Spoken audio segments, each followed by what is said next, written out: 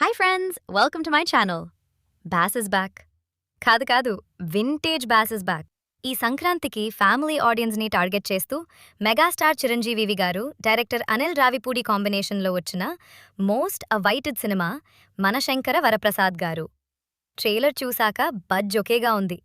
మరి అనిల్ రావిపూడి మళ్ళీ తన మార్క్ కామెడీతో మ్యాజిక్ చేశాడా? వెంకీ మామ ఎంట్రీ సినిమాని ఏ రేంజ్కి తీసుకెళ్ళింది? ఈ సినిమా సంక్రాంతి విన్నర్ అవుతుందా లేదా అనేది ఈ రివ్యూలో క్లియర్గా తెలుసుకుందాం. Let's dive in. స్టోరీ విషయానికొస్తే మన హీరో శంకర వరప్రసాద్ ఒక సెక్యూరిటీ అడ్వైజర్. ఒక పక్క డ్యూటీ చేస్తూనే జీవీఆర్ గ్రూప్స్ అధినేత్రి శశిరేఖతో ప్రేమలో పడి పెళ్లి చేసుకుంటాడు. అంతా హ్యాపీ అనుకునే టైంలో శశిరేఖ తండ్రి వల్ల ప్రసాద్ ఆ ఫ్యామిలీకి దూరం అవుతాడు. అసలు వాళ్ళిద్దరూ విడిపోవడానికి కారణమేంటి? మళ్ళీ వరప్రసాద్ ఆ ఇంట్లోకి ఎలా ఎంటర్ అయ్యాడు? వీళ్ళ కథలోకి వెంకటేష్ ఎందుకొచ్చాడు? అసలు విలన్ వీరేంద్ర పాండే ప్లాన్ ఏంటి? ఇవన్నీ తెలియాలంటే మీరు థియేటర్లో ఈ సినిమా చూడాల్సిందే. ముందుగా ఈ సినిమా ప్లస్ పాయింట్స్ గురించి మాట్లాడుకుంటే, first and foremost megastar Chiranjeevi. చాలా రోజుల తర్వాత బాస్లోని ఆ వింటేజ్ కామెడీ టైమింగ్, మాస్ స్వాగ్ని మనం ఫుల్గా ఎంజాయ్ చేస్తాం. ముఖ్యంగా అనిల్ రావిపూడి మార్క్ మేనరిజమ్స్ చిరు చేస్తుంటే థియేటర్ దద్దరిల్లిపోతోంది.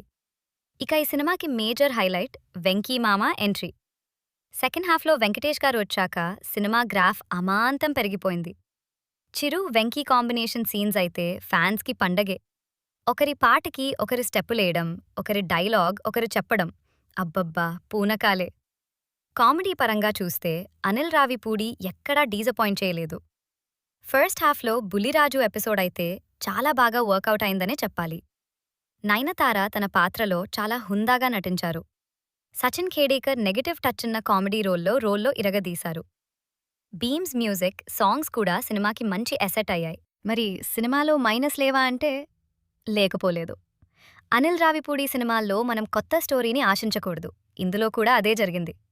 స్టోరీ చాలా రొటీన్గా మనకి తెలిసిన ఫార్మాట్లోనే ఉంటుంది. అలాగే సెకండ్ హాఫ్ స్టార్టింగ్లో కొంచెం లాగ్ అనిపిస్తుంది.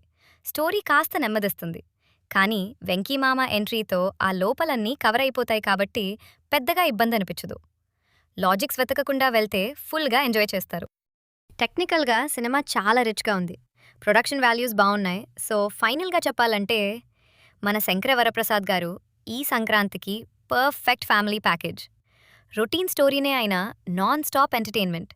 చిరు వెంకీలా మల్టీ స్టారర్ మ్యాజిక్ కోసం ఖచ్చితంగా చూడాల్సిన సినిమా. మీ ఫ్యామిలీతో వెళ్ళండి, పండగని థియేటర్లో సెలబ్రేట్ చేసుకోండి. మీలో ఎంతమంది ఈ సినిమా చూశారు? మీకెలా అనిపించిందో కింద కామెంట్ చేయండి. వెంకీ, చిరు సీన్స్లో మీ ఫేవరెట్ ఏది? ఈ వీడియో నచ్చితే లైక్ చేయండి, షేర్ చేయండి, మన ఛానల్కి సబ్స్క్రైబ్ చేసుకోవడం మర్చిపోకండి. See you in the next review. Bye.